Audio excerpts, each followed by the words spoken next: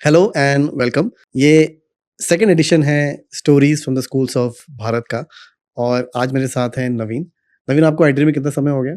Sir मुझे 6 साल हो गए हैं 6 साल हो गए। 6 साल से नवीन हमारे ऑपरेशंस टीम का हिस्सा हैं और आज वो इस स्टेज पे हैं जहाँ पर पूरी कंपनी की ट्रेनिंग कि हमें टीचर के साथ क्या ट्रेनिंग करनी चाहिए वो इनको ज़िम्मेदारी दी गई है डिज़ाइन करने के लिए।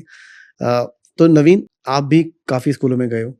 किसी एक स्कूल के बारे में आप मुझे और अपना अनुभव शेयर करो कि जब आप उस स्कूल में पहुँचे तो आपको लगा ये तो मैं बड़ी यूनिक जगह आ गया, मतलब ऐसा स्कूल मैंने कभी नहीं देखा। जी, मैं बताना चाहूँगा कि हमने अभी उत्तराखंड में एक स्कूल के अंदर हमने विज़िट किया था, रुद्रप्रयाग के पास में। वहाँ पर जो इंफ्रास्ट्रक्चर हमने देखा स्कूल का, सबसे पहले तो वहाँ पर चैलेंजिंग ये था कि वहाँ स्मार्ट क्लास का जो सेटअप करना था, उसके लिए इक्विपमेंट्स जो-जो लगते हैं, उसको पहुँचाने के लिए ट्रांसपोर्टेशन सिस्टम, इसमें बड़ा चैलेंज आया। वहाँ क्यों था नहीं, मतलब सड़कें वहाँ नहीं पर थी जो या एक्सेस नहीं था, क्या हाँ, प्रॉब्लम थी? सड़कें नहीं थी, जो स्कूल है एक पहाड़ के नीचे बना हुआ है, बिल्कुल एक संकरा सा रास्ता बना हुआ है, जिस पे अगर बारिश का मौसम तो चलना बहुत मुश्किल है। तो वहाँ पर टीचर्स ने खुद गाँव वालों की मदद से, लेबर्स की मदद से उस आईएफपी पैनल जो स्मार्ट क्लास का जो सेटअप होना था, उसको नीचे उतरवाया। तो क्या मतलब पहाड़ के ऊपर से नीचे बिल्कुल। हाथ से लेके गए सारे जी, एक-एक जी, करके? हाथ से लेके वॉव! जाना पड़ा था उनको और फिर जो इंस्टॉलेशन पर्सन है उसने सेटअप किया। जिस दिन ट्रेनिंग थी, ट्रेनिंग में भी हमें सेम ऊपर तक जहाँ तक गाड़ी जा सकती थी वहाँ तक, लगभग 1 सवा किलोमीटर हमें नीचे उतरना पड़ा था उसी सेम रास्ते से। अजीब बात ये थी कि वहाँ पर जो टीचर्स आ रहे हैं, जो स्टूडेंट्स आ रहे हैं, वो डेली उसी पैटर्न को फ़ॉलो कर रहे हैं पहाड़ और से वो नीचे उतर के आते पहाड़ हैं। से नीचे उतर के आ रहे हैं, सेम स्कूल के अंदर।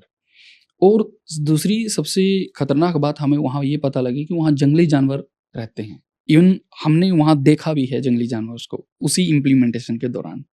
हमारे लिए बड़ा शौक था कि बच्चे किस प्रकार आ रहे हैं यहाँ पर।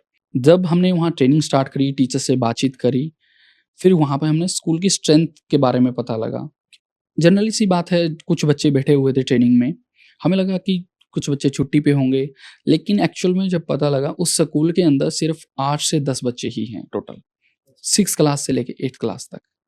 और आस-पास के गाँव से आते हैं। वो आस-पास के वहाँ कोई स्कूल के आस-पास कोई गाँव नहीं है, लगभग 2 से 3 किलोमीटर दूर-दूर घरों से, पहाड़ों पर एक-एक घर बना हुआ है, वहाँ से बच्चे आ रहे हैं वहाँ पढ़ने के लिए। और कितने क्लासरूम्स होंगे उसके अंदर? रूम कमरे कितने होंगे स्कूल? 3 से 4।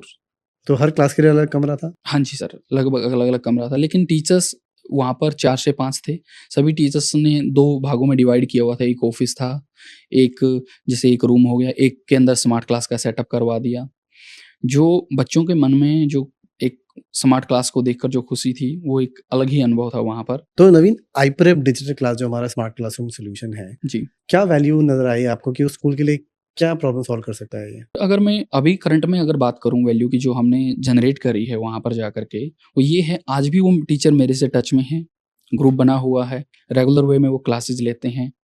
उन बच्चों ने, उन टीचर्स ने उस स्मार्ट क्लास के एक उदाहरण को लेकर के आस-पास के गाँव में विज़िट किया और आज वहाँ पर स्ट्रेंथ इंक्रीज़ कर रही है। अच्छा, ये दैट्स सबसे वेरी बड़ी वैल्यू है इंटरेस्टिंग। सर वहाँ।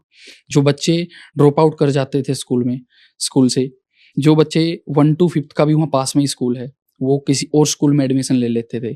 अब वो 1 टू 5th वाले जो 6th, 7th, 8th क्लास में जब आ रहे हैं, तो उसके अंदर इस वो स्कूल में आ रहे एडमिशन हैं। ले रहे हैं वहाँ पर।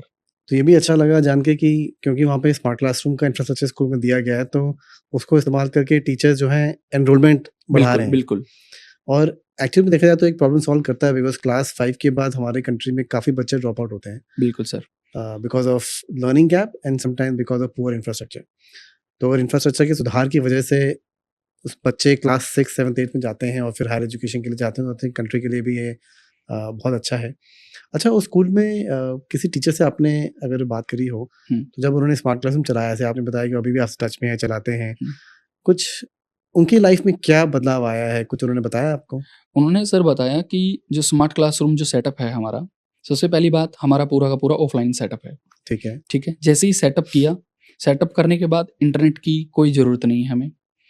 तो जो उनका अनुभव था, उनके सामने स्मार्ट क्लास का एक सपना था कि इतने दूर-दराज़ एक क्षेत्र के अंदर कोई भी एक ऐसा स्मार्ट क्लास का इतना अच्छा सेटअप कर पाएगा और वो आज वो कंटिन्यूटी में वो टीचर्स चाहे स्मार्ट क्लास का ही प्रयोग करें, चाहे डिजिटल बोर्ड का प्रयोग करें, वो कंटिन्यू में अभी वो यूज़ कर रहे हैं इस चीज़ को।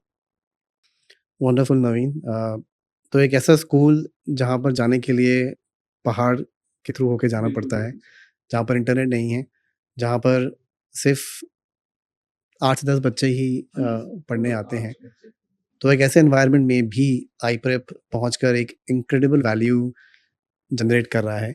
Thank you so much Naveen for sharing this. जैसे मैंने पहले भी कहा, यही कहानियाँ हमें प्रेरित करती हैं, इंस्पायर करती हैं एंड आई होप दैट वहाँ के टीचर्स को भी हमारा स्मार्ट क्लासरूम सेटअप इंस्पायर करता रहेगा और वहाँ के बच्चे सिर्फ 6, 7, 8 ही नहीं बल्कि 9, 10th भी करेंगे और फिर हायर एजुकेशन के लिए जाएँगे और जो विकसित भारत का सपना है हमारी कंट्री का बाय 2047 उसमें कंट्रीब्यूट भी करेंगे।